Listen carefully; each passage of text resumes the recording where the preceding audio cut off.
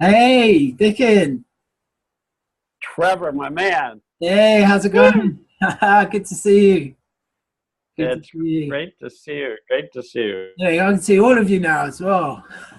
Yeah, yeah. I was just closing down some windows. Oh, was that you? Okay, dinging in the background. Thought I heard something. Could So be. I didn't hear anything. Yeah. we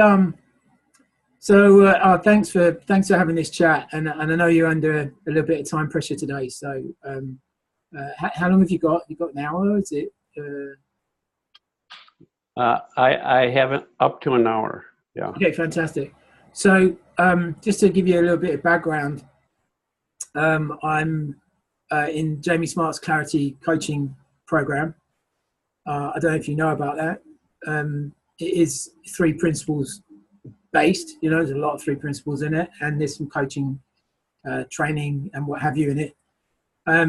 What I came to see through looking at other coaches and also having coaching sessions myself was that there was like this sort of thing about okayness, which is what I mentioned to you, like a feeling that there is something beyond just what we experience as our little selves. And so I've been having conversations with people about how they see that okayness. And it's amazing because I've been chatting to different people and they have different ways of expressing it, different words. And I've learned a lot about how people relate to it, but probably confuse myself as well quite a lot. You know, so I was listening to Sid this morning, and he was just saying like it's really simple. It's really simple, but we can make it really, really complicated. And I think we might have got to that stage. I thought I'll pick up the phone, have a word with Dicken, and see if we can simplify this. So I'll just do a little intro because this is probably going to go out to an audience for people who are suffering from anxiety. And I know you've had quite a lot of dealings with people with anxiety. So yeah, Dicken Bettinger is a good friend of mine. We met through Rudy and Jenny in an amazing place, beautiful part of the world, on a retreat, and things have never been the same since. And Dicken is original old school Sydney Banks taught. He was in the room with Sydney Banks. Sydney Banks was a guy who had the experience and the realization about how life works. And the thing I love about Dicken is that he's just so grounded and happy in what he's seen and lives what he feels. So I think I'm really looking forward to chatting to him. So, yeah, so Dicken, welcome. It's great to be here, Trevor. Amazing. I've got some questions, but I think what would be really useful is whenever we go on a retreat or a workshop, you always talk about listening, how to listen. And in my journey, I've noticed that is very key to this understanding. So could you give a little bit of advice about how to listen to this first?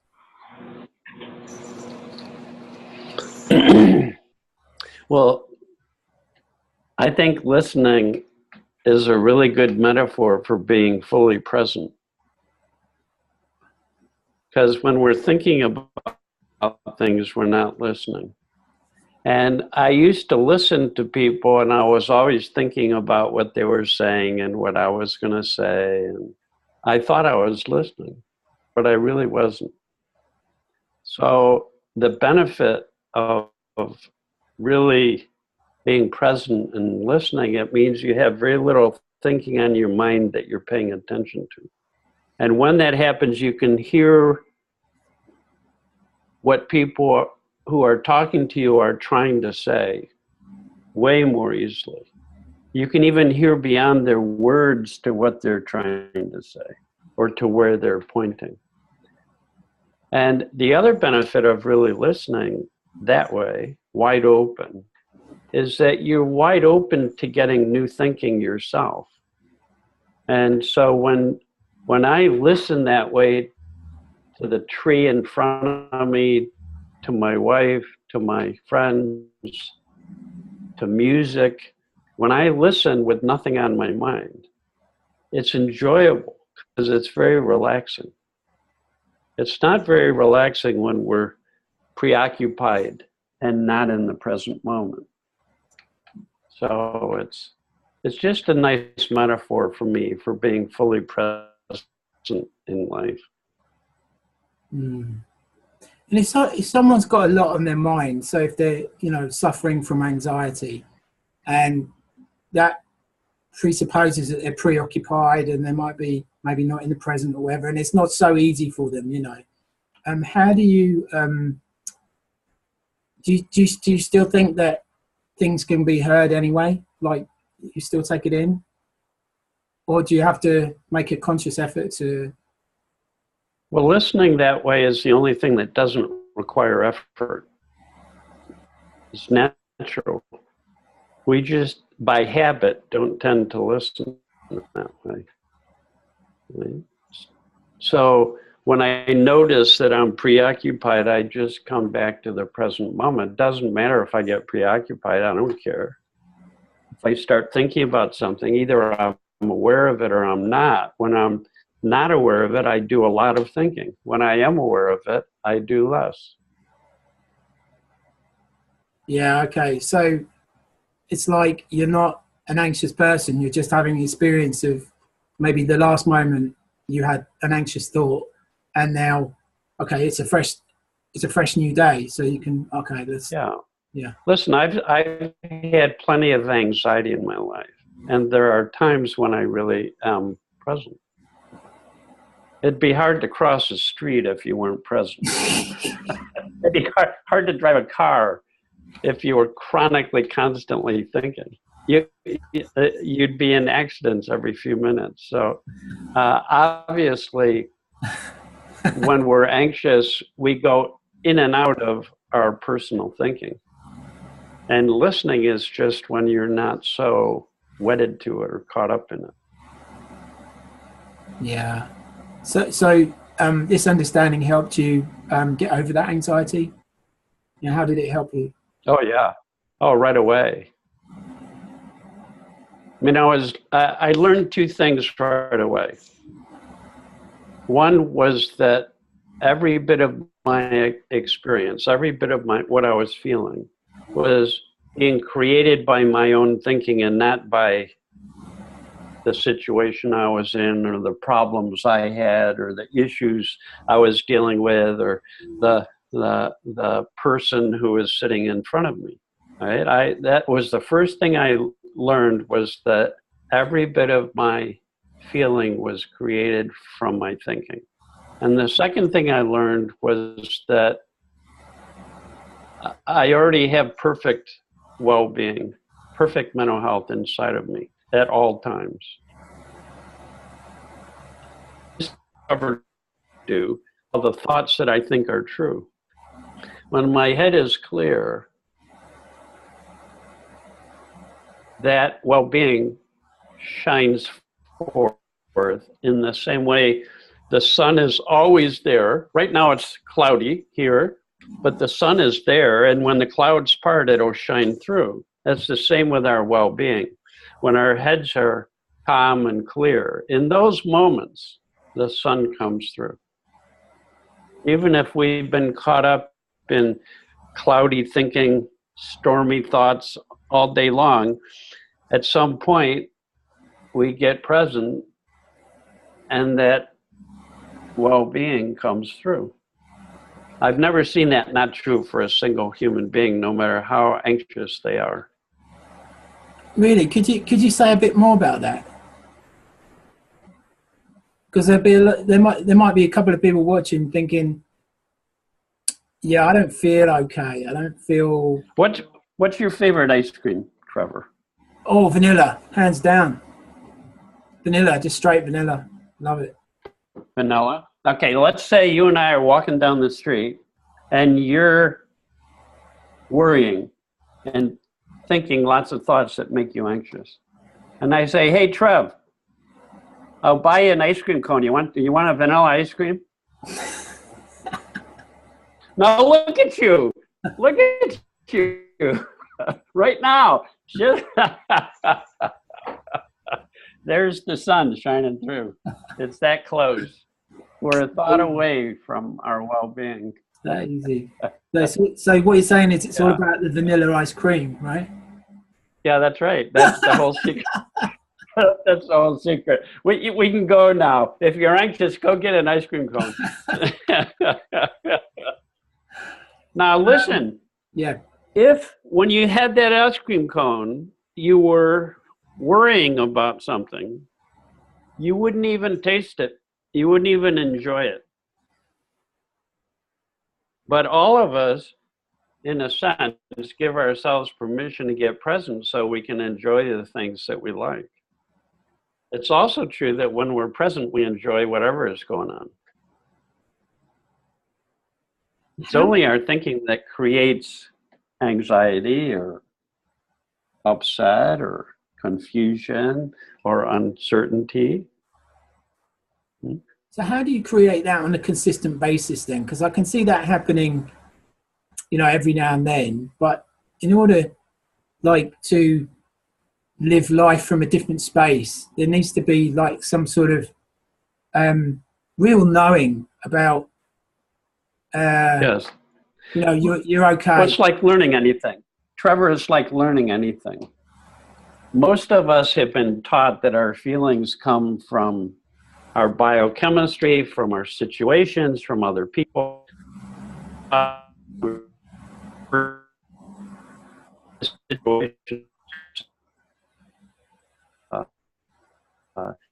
Upsetting me. See, we've been taught something that's not true innocently. So as people, it's like learning anything else. As people learn where their feelings come from and that they have well-being at core, more and more they catch themselves thinking in a way that just makes them more anxious, and they do less of it. It just happens naturally. It's not working on it. I don't work on trying not to think. But when I realize that what I'm thinking is making me anxious, I'm less inclined to keep thinking about something. I used to think about things for long periods of time. Right? That was my very first insight. I was sitting in a hotel room by myself, worrying about something that was going to happen a week later. And all of a sudden, I saw myself for the first time. Here I am thinking about something, and it's making me anxious. And I stopped thinking about that thing a week later. What happened to the anxiety? It went away. Or at least it diminished, right? And I'm going, wow, I'm the thinker. That was an insight. I had an insight. And it's like learning anything else. We learn by insight. If you learn how to ride a bicycle, you have an insight and suddenly it gets a little easier. It's the same with understanding that there's only one source ever to what we're feeling, and that's thought. Ever. No exception. Happiness, sadness, hurt, joy. It's all created from within rather than from without.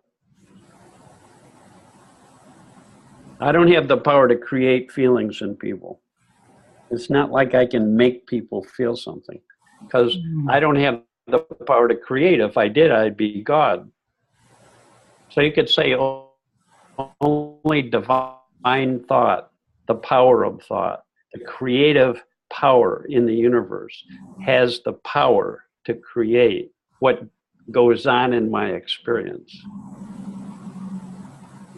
Something's creating it. Something's creating all of our experience right now. Something's beating our heart, something's breathing us, something's thinking us, right? I call that the power of thought, right? Cars can't make me upset. Traffic can't make me upset. Weather can't make me upset. People can't make me upset. Thought creates my feelings. Now listen, I have all kinds of feelings. Part of being okay is learning that it's normal to have all kinds of feelings, because you're always going to experience whatever you're thinking. So I still have anxiety and stress and upset, but it comes and goes because I know it's thoughts, so I don't hang on to it. I don't sit down, like a client of mine said, Dicken, just because an anxious thought comes into my head doesn't mean I have to sit down and have coffee with it. Give it lots of attention and keep thinking about it. I don't have to do that if I don't want to. Now listen, even if I continue to feel anxious, if I know it's coming from deep within me, created from this power, at least I'm not feeling like I'm a victim of circumstance. At least I'm not saying, well, I feel this way because it's my personality, because it's my biochemistry, because it's the situation I'm in. I'm in a stressful situation. No wonder I'm anxious. I have 100 people in a stressful situation. Everybody has a different feeling. Everybody. This is scientific. Everybody has a different feeling. The only way it can be explained is everybody has different thinking. And if you ask people, you know that's true.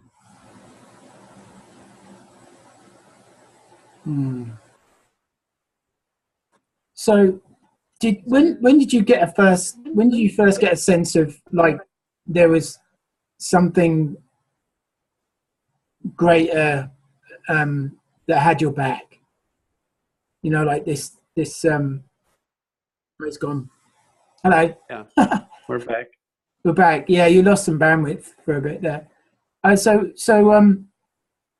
there seems to be like a shifting point in this understanding where you just sort of go, oh right, okay, like I'm not on my own in this. Like there's something bigger behind me that's generating life.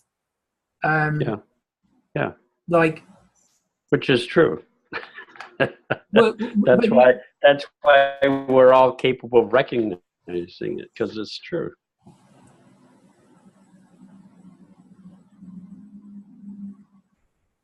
Yeah, but we forget, right? Occasionally.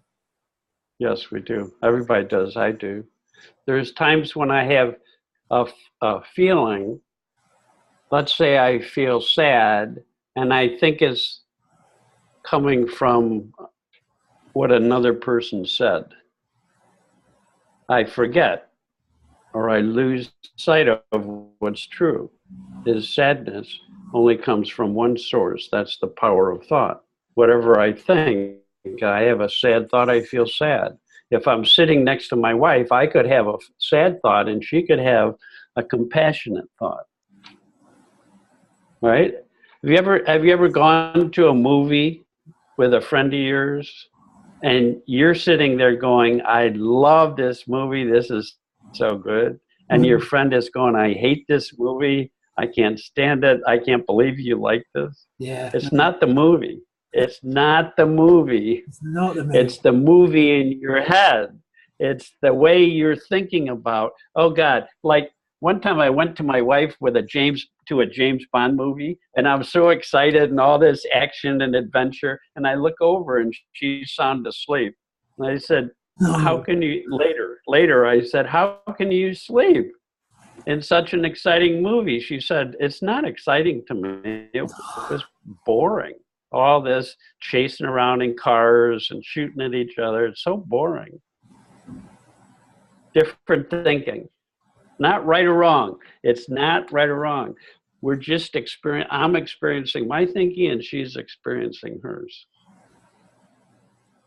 Yeah. Yeah, like Sid talks about different realities, right? Yes, that's right. We're all living in our own separate thought-created reality. And that reality is not a given. is a temporary construct. It's like a movie. We have thought movies, and when our movie changes in our head, we have a different experience. So I think that's so cool. I think that's so cool that we get to have different movies. How, talk about boring. What if we all had the exact same thoughts and we'd all have the exact same feelings? There wouldn't be different people. When you're working with somebody with anxiety, do they not have like a conditioned response to life to a certain extent? Like they're already ingrained in patterns that, they might be preventing them creating what they want to create in their life. Then how would they create a different reality if they thought they were stuck in that one? Well, everybody has conditioned thinking is just memory, right? And if I get caught up in my old thinking, it's just memory.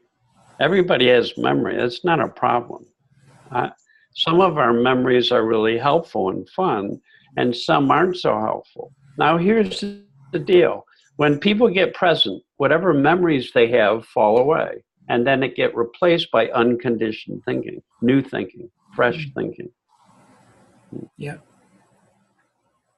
That's the good news, is that we're not condemned to live the rest of our life in old thinking. We're built to be able to have new thinking.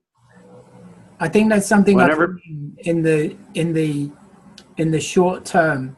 So, say like something's happened today, and I'm like, I'm angry, and then I'm like, yeah, but I know that's going to pass. Like I just know that isn't going to hang around forever. And I think in the past, oh no, I'm going to be angry for a week or 2 weeks or maybe a year. Like this is going to be a massive problem. Because we can do that.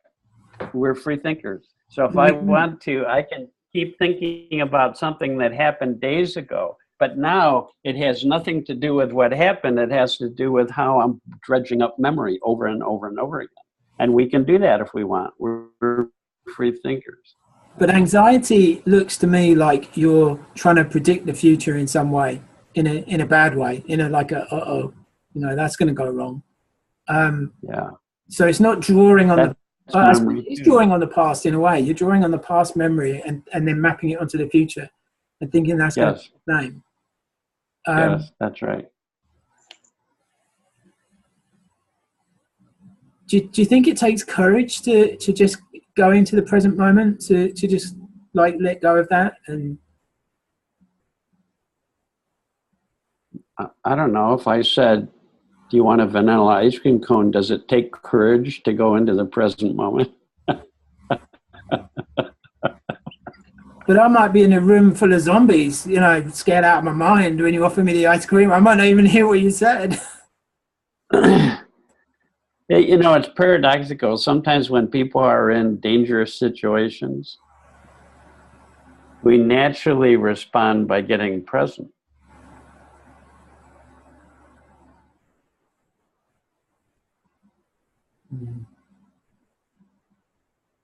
It doesn't always happen, but a lot of times when people are in very life and death situations, they get super present. Because when we're present, we get unconditioned thinking. We get new responses so that we can respond wisely to, as best we can, to the moment, to what's happening. I guarantee if a tiger walked in the door behind you, you'd get really present. You wouldn't say the tiger, oh, wait a minute, I got to figure, I'm worrying about something. I got to keep thinking about this. So, no, you're absolutely right. I mean, it happens when the cat walks in. I'm like, whoa, what was that? It's like, yeah, exactly. Yeah. It's like, you can go there really quickly. Very quickly. I suppose if like, it's the opposite to hypervigilance, where you're sort of looking out for something happening all the time. You suddenly just fall back into a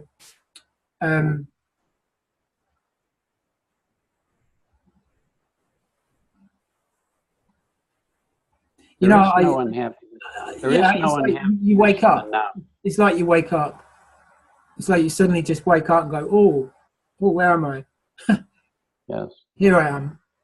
And then you wake up out of your old thinking, your memory, your worry, and yeah. So everybody has access to being in a nightmare. It's like being in a nightmare at night. At some point, you wake up and you go, "Oh, thank God, it was just a nightmare." Well, a nightmare is just thoughts you're having at night. People have daymares during the day where they're caught up in their thinking and it seems frightening, and then they wake up. They wake up from their daymare. Yeah, totally. I totally get that. Like, I've had that experience myself where I've been brought back into the present. I think since learning this understanding, I'm more and more aware of that.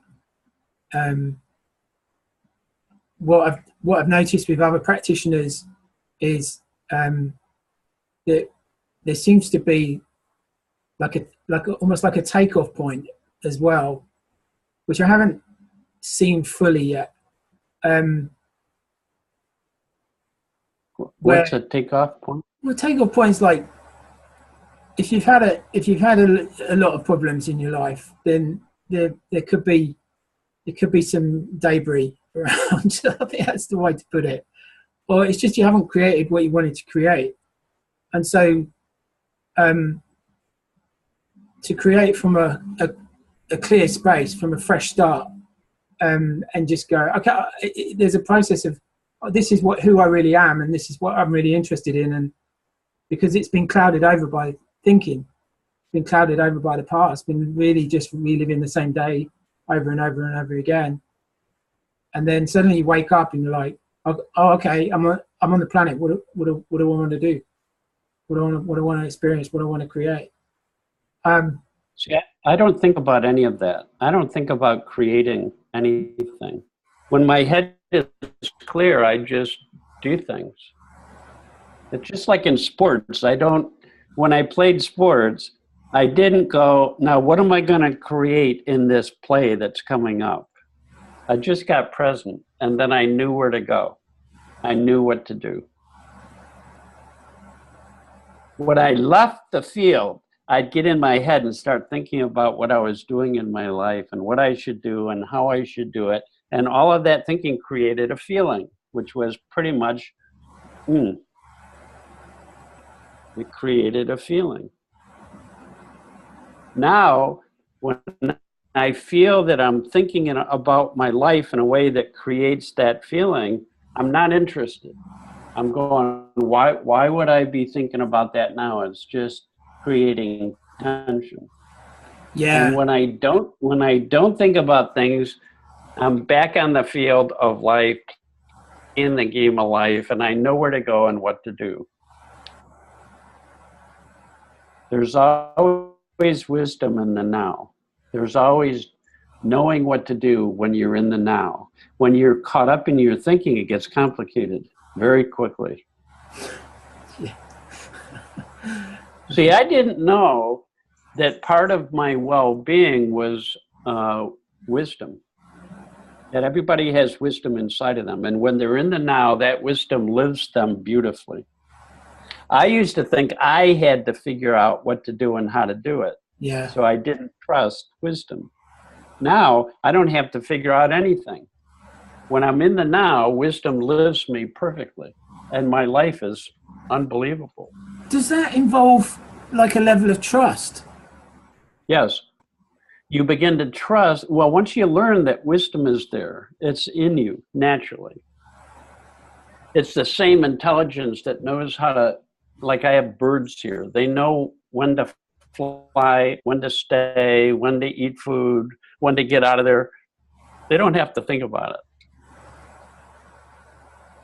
My dog, cats, They're living in the now. They know when to stand up. They know when to go eat. They know when to lie down. They know when to run.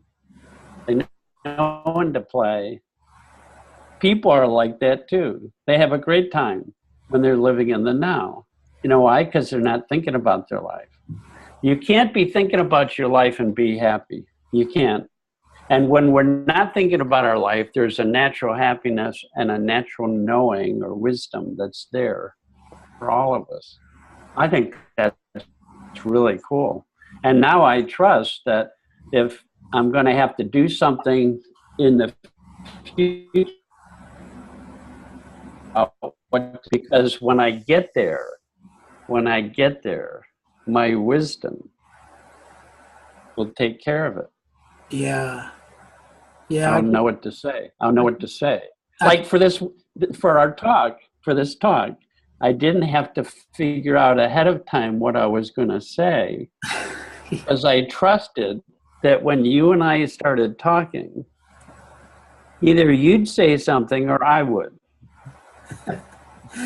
I felt like and that. Then the question. I thought, okay, I'm going to write a list of questions that I'm going to ask Dicken, and then I was like, yeah, but in the moment, like, your wisdom's just going to pop up with something anyway. There you go. Like, I needed a beginning and an end, and the meat was. I said to my friend, I just need to show up to get the meat in the middle of the sandwich. You know, my teacher, Sid Banks, we were talking about him.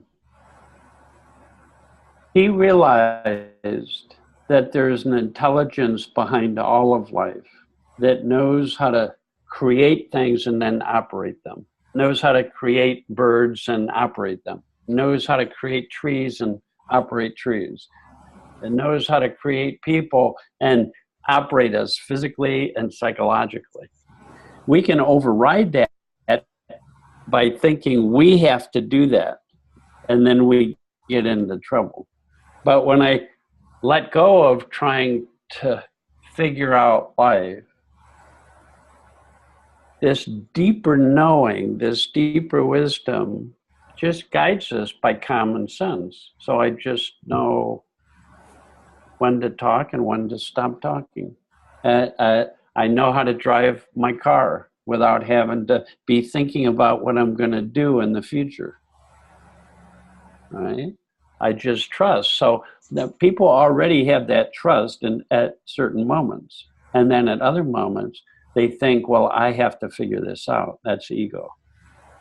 Their ego kicks back in again. I remember when I've seen you speaking live and also on webinars, you do this thing with, you know, like if you're feeling this, yeah, and then you're feeling that, and so if you are feeling that and you want to let go and fall back into that, do you tell yourself something? Do you just say, oh, I'm doing it again, or you know, what's the process? People are going to be like, oh yeah, how do I do it? Could you imagine me playing football and I start thinking too much, which means my head's not in the game. And at a certain point, I'm not going to be able to have a very easy time of it. So I just fall present. When I realize that I'm caught up in my thinking and not in the present, there's a feeling to that. It's not as nice as the feeling that's there when we're in the present and relaxed and open and just common sense is living us beautifully. There's a feeling to that. So pretty soon you trust your feelings. I've heard you say that anxiety is your friend now. Could you say a little bit about that? Yeah. Well, it was an insight that my physical body has two emotions. It contracts or it expands. This doesn't feel very good after a while, and this always feels good. Did you say you're so when I feel this, I know I'm caught up in my thinking in a way that's not helpful. And it's an invitation to come back to the now. So it's like a biofeedback system. So thank God I feel stress and angry and hurt. I don't care. I feel those things. But now it's just some thoughts I'm having. I'm having a little thought storm. No big deal. That's normal. That's part of nature. That's part of life. And then I come back to the present moment and the clouds part and there's blue sky and then the sun of good feeling and wisdom can shine through. And it's always there waiting to shine through. So when you're, I was working with a woman. I was working with a woman who was really depressed. And in 10 minutes we were laughing. And I said to her, "Right now you're not depressed, are you?" And she said, "Yes." Right? She didn't know that that was her well-being shining through. She hadn't been taught that. My 6-year-old niece came to see me probably about a month ago at my house, and I was upset about something, and I was so upset that I was crying, and I was talking to my mother at the time, and it was quite a deep conversation. I became aware of my niece watching us, and I thought, I'm not sure I really want her in the room. And then she sort of stepped forward and she goes, "Where's your happy face?" Right? And I broke back into the moment, and I laughed, and some love appeared, whatever. And she goes, "There it is." And she pointed at my face, and that's all she did. She's like 6 years old. It was so obvious to her. People have happy faces and sad faces, and when they can get back to the happy face really quickly if somebody just reminds them that they have that happy face. See, kids, when they don't feel good, don't try to analyze. That's why it's easy to get back to their happy phase. Because when you're not feeling good, if you're trying to figure out anything, it keeps it going. Analysis is like if you have a little fire, if you leave it alone, it goes out. If you keep throwing wood on it, it'll burn forever. Well, analyzing is throwing wood on the fire. It keeps it going. Little kids don't analyze when they're upset, so they get over their upset very quickly. Adults that don't have learned analysis when you're upset keeps creating that feeling.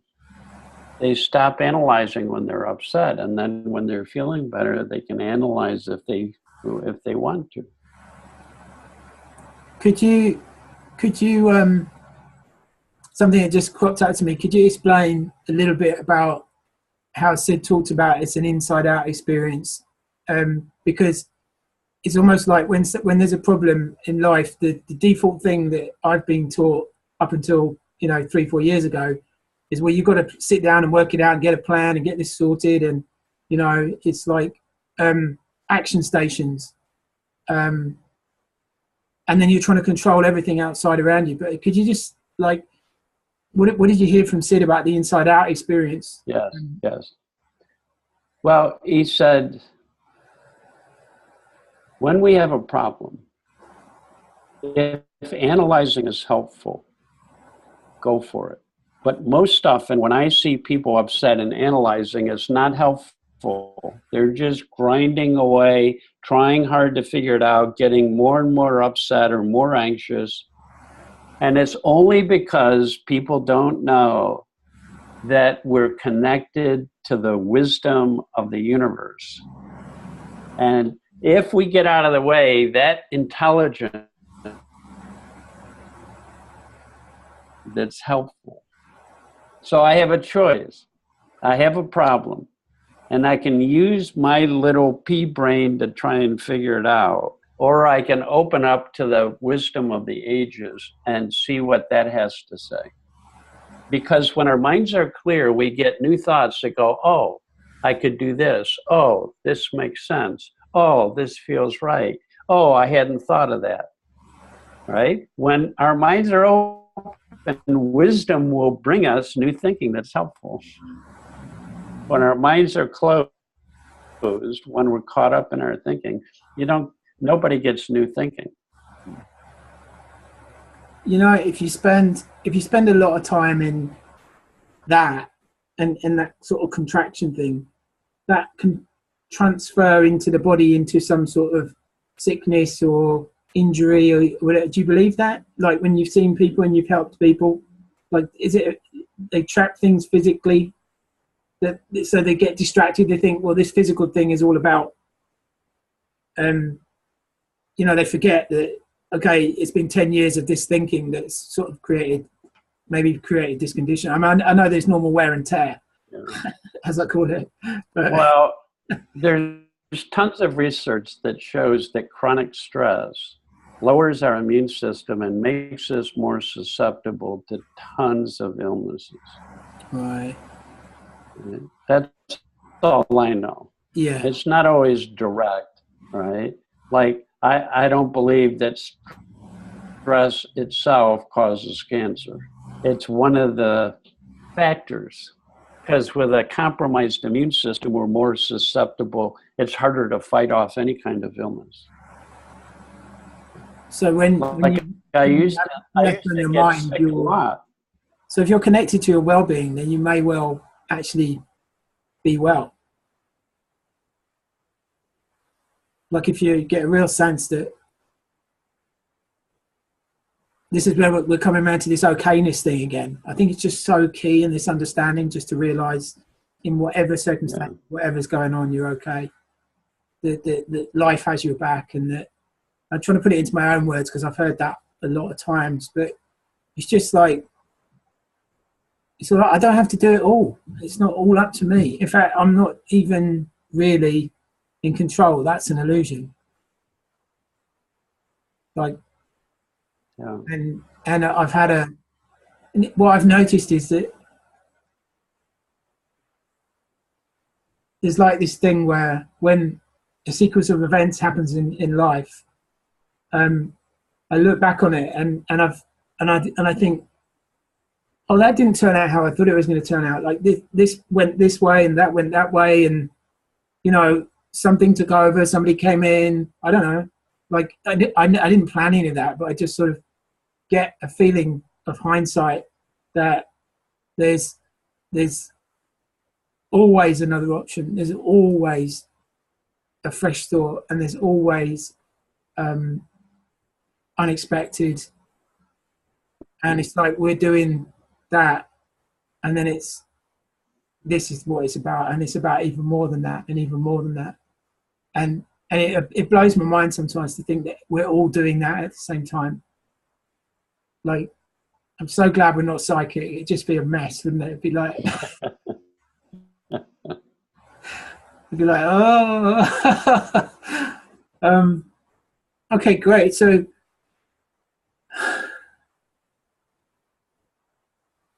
Trevor, I had a thought. Can I share something? Yeah. Because we're talking about okayness. So I want to say something about that. Beautiful. I have a grandson who is a year old. I've spent a lot of time with him, and I watch. He has all kinds of emotions, but he doesn't think about them. So he doesn't have any not okayness, because not okayness is an idea that we have. If I don't have that thought in my head, it doesn't exist in my experience. Right?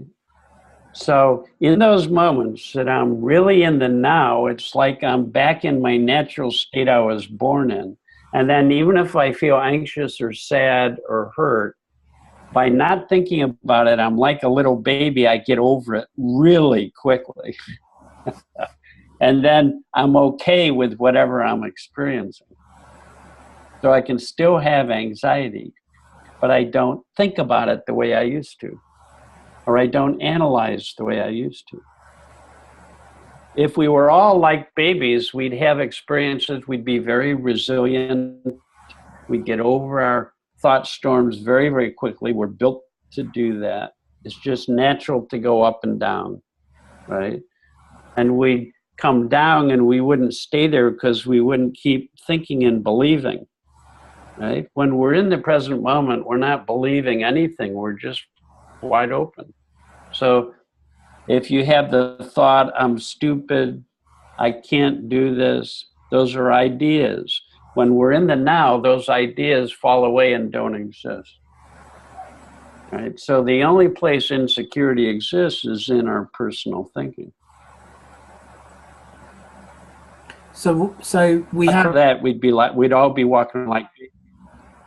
So that's really interesting, because you mentioned security, and Sid talked about he realized he used to tell everybody he was really insecure, right?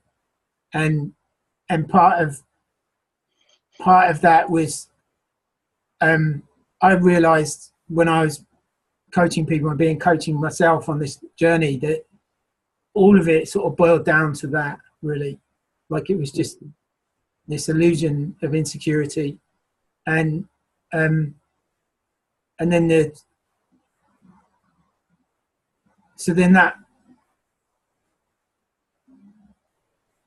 well, I'm just going to stick with that, actually. I think there's something in that. I love what you said about the not okayness as well being a thought. Never occurred to me that at some point along the journey we create a thought that says we're not okay. That's right. Before that we were okay, but we create a thought. That's right. It's an idea or a belief. It's an idea or a belief, and that. Sid said, if you let go of everything you believe, if you go beyond all belief, you'll find perfect well-being. Yeah. Here's an example, Trevor. I had an insight a couple of years ago. Here was my insight. Thoughts were coming into my head, and I would listen to them and think they were true. That's the only time human beings get into trouble. They think their thinking is true. That's how Sid defined mental illness. You're in a low mood and you think what you're thinking is true about yourself or life or other people. You don't know. It's just a thought. It's made up. It's just an idea. It has no truth in itself. It's arbitrary. So I had this thought, what would happen if every thought I had was in a foreign language I did not understand? What would happen if every thought I had, for me it was Chinese, what would happen if every thought was in Chinese? So they could be going, Zing Dao, doi, doi, ya, you're very stupid. And I'd go, what would my life be like if suddenly I didn't believe a single thought because I didn't understand any of it? I'd be exactly like a baby again, fully present, awake, having experiences. They'd come and go. I'd be completely free. No judgments. No judgments. Those are beliefs. No shoulds. I should be different. I should be better. I shouldn't feel this way. That's gone, right? No comparisons to myself, to other people. That's gone. That's just thinking. That's called the now. That's called what Sid called pure consciousness, which is a moment of awareness free of the contamination of our conceptual mind. That's well-being. Well-being doesn't mean you don't have feelings of anxiety or stress or upset. It just means you're not making meaning out of that thinking. And so it can come and go freely. So you have weather. It's like it's raining, and now it's sunny, and now it's cloudy, and now it's sunny. And it's all good. It's all okay. All the weather is okay. All the weather is okay. Yeah. Yeah. I noticed that in my grandson. I'm holding him, and he's crying and then laughing and then smiling and then worried and then, but he's not making meaning. It's all Chinese. He hasn't developed his conceptual mind. I didn't know you could disengage from your conceptual mind and just basically ignore what you're thinking. Do you think, I know you used to be a teacher, do you think we'll ever get taught this in primary school or, you know? Oh yeah, oh yeah, oh yeah. It's happening all over England, all over the world. It just feels, it feels to me like, why would you want to go through all that conditioning, I know. suffering, when someone could just explain it to you when you're completely innocent and just taking it all in anyway, you know? I know, yeah. It's like we could be the last generation that don't know this, you know. Like somebody made the analogy the other day. I think it was a stand-up comedian, and they were saying, I got taught algebra and in maths, and nobody in my job ever asked me to do an algebraic equation. What a waste of time. They taught me something useful. Yes, they could. They could have taught you the three principles. Yeah. That would have been. Well, that's my vision, Trevor, is someday everybody will know that it's normal to have all kinds of experiences. We're just feeling our own thinking. So our experiences won't be so frightening, and we won't be blaming them on something in the world. And we'll all know that at our core, we already have everything we need. We already have all the love and wisdom we need to live a beautiful life. And that when we're in the now, that love and wisdom comes out of us as kindness, warmth, friendliness, creativity, new thinking, new ideas, common sense. It's already in us. When we're believing negative thought, it puts a damper on it. When we're not believing negative thought, the damper comes off and the wisdom and love come out. It's like a friend of mine used to say, it's like a beach ball. You can push it underwater. It takes a lot of energy to keep thinking about things and push it underwater. But when you stop thinking about things, it's like taking your hands off of it, and the beach ball of well-being comes to the surface. Is it okay to just admit that you don't know? Like, is that part of the humility of it sometimes? Well, Sid taught me, go beyond all concepts, go beyond all beliefs, let it all go.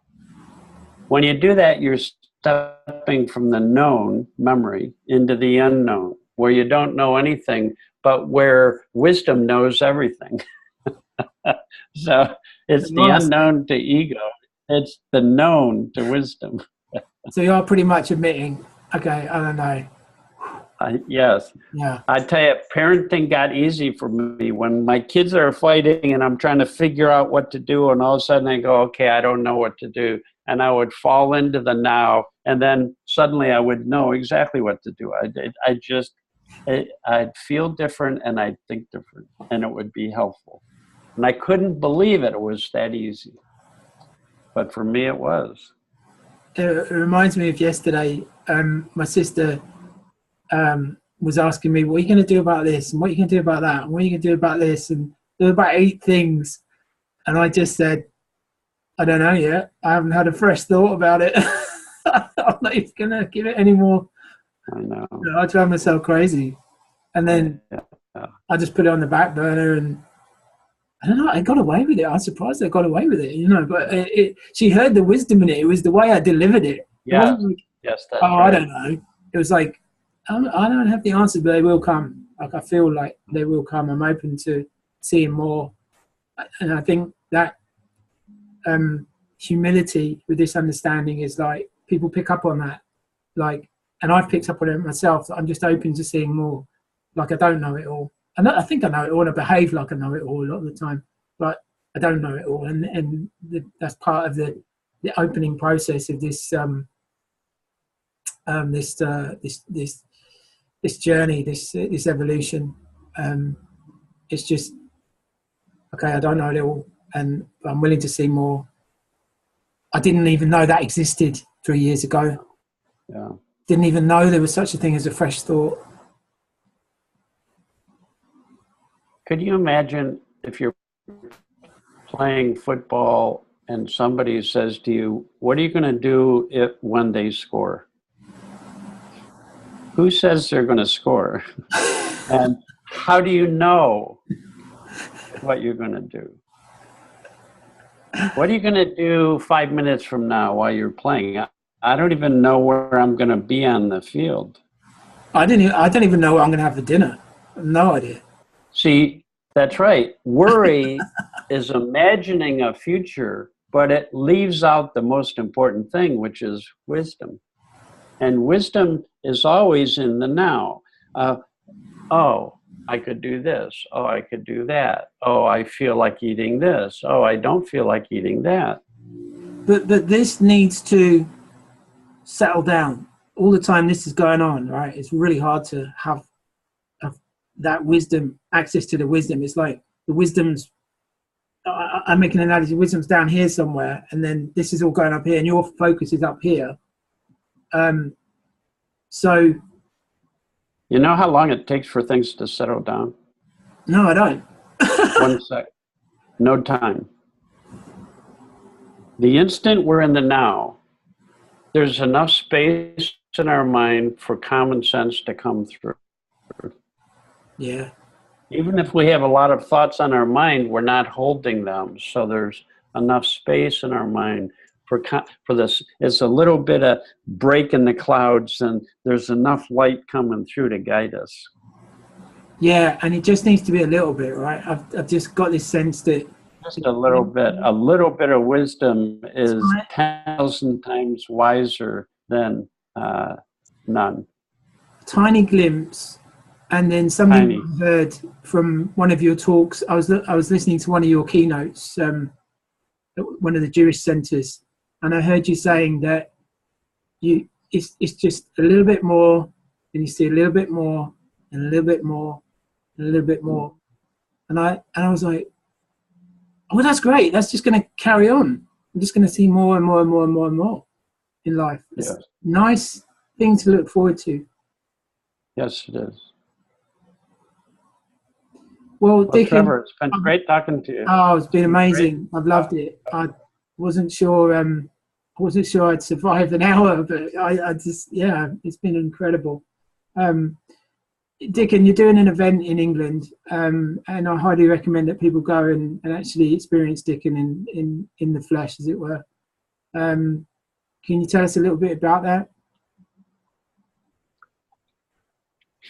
Well, there's a big conference that I'll be at, the Three Principle Conference in London.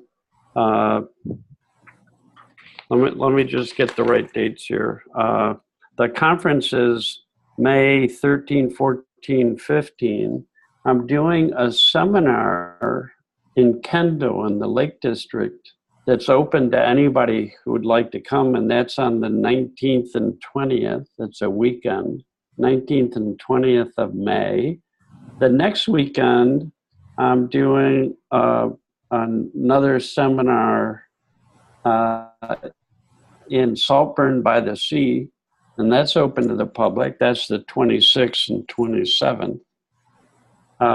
I'm doing a day in London for the Innate Health Center on the May 29th. And then I'm doing a retreat with Rudy Kennard starting on May 31st and going until the 4:30 on the 3rd, Sunday the 3rd. So there's lots of opportunities for people in different parts of couple in London, one in the Northwest and one in the Northeast. Fantastic. Excellent. Yeah. Okay, well, thanks, Dicken. Thank you again. And oh, you're welcome. Trevor. Yeah, very, very insightful. And I would just say to anybody, if they have a feeling after listening to this, then that's what we're really talking about. Is just you've fallen back into the now, and you're now feeling your real self, who you really are, and just that's the beginning of it, isn't it? That's the yeah. It really is. When we're in the now, there's often just a nice feeling. Yeah. And wisdom is always found in that feeling. If you're in a nice feeling, you'll have all the wisdom you need to know what to do.